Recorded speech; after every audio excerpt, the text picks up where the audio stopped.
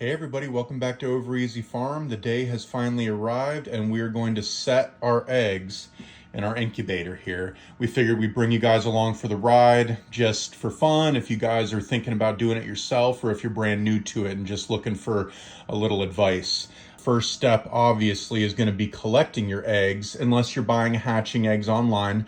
Either way, you're going to let them set. If you're collecting them from your own breeder stock, you can really they only need to set for a few hours just to come to room temperature. But if you're buying hatching eggs online that are being shipped to you, you definitely want to let them set for at least 24 hours just because of all the chaos they just went through on the road in. You can see here that we've collected our eggs. We have mostly black Australorp eggs here from our own breeder stock.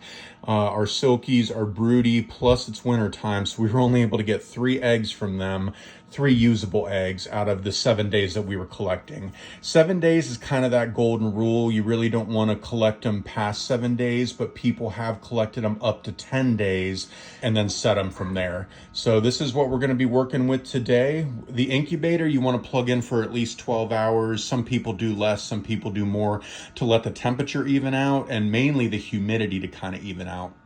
We do dry incubation here on Over Easy Farm. We'll go ahead and pause the video and put a brief description of what dry incubation is, or at least the settings here.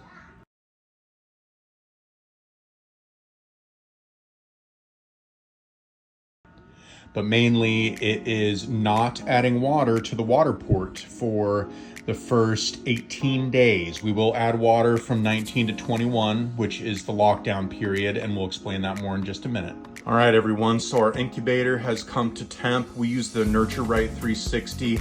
This is kind of the one we started out with. We're gonna be buying some cabinet incubators and hatchers that allow us to hatch up to 270 eggs per week with the right setup, but that's gonna be a little bit down the road. We're just working on our breeders right now.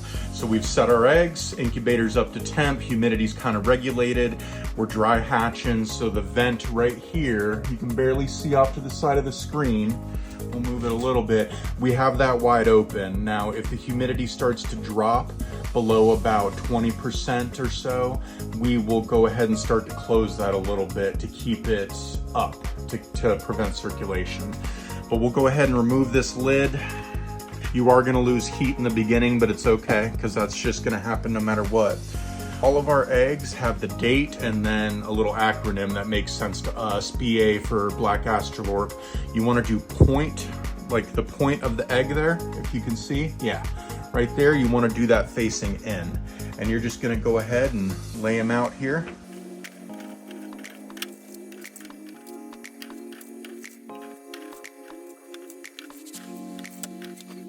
All right, so we put our 3 silky eggs in the middle here, but it won't matter because they're significantly lighter than the others. So even when we take this turning rack out here on lockdown period, we'll still be able to tell who's who, even after they hatch. Now that we've got them all set, we're gonna go ahead and put that lid back on. For the first 12 hours, we're gonna keep a real close eye on that humidity just to make sure it doesn't spike too much and it doesn't drop too much. So the main purpose behind controlling that humidity through a dry hatch or dry incubation is gonna be because the eggs have to lose a certain percentage of their total weight during the incubation period, or the chick will likely drown inside of their shell before they can even hatch. On the other end, if it's too dry, especially during that lockdown period at the end, it's going to lead to them getting shrink wrapped inside of their shell and ultimately dying. So it's a hefty balance. We'll freeze the video for a second and put our lockdown period recommendations that we use here on the farm and have had some great success with.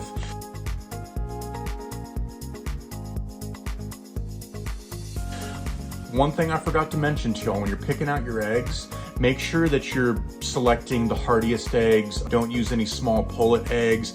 Don't use any like malformed eggs or any discoloration throughout the eggshell. Usually something happened during the reproductive period for that particular egg.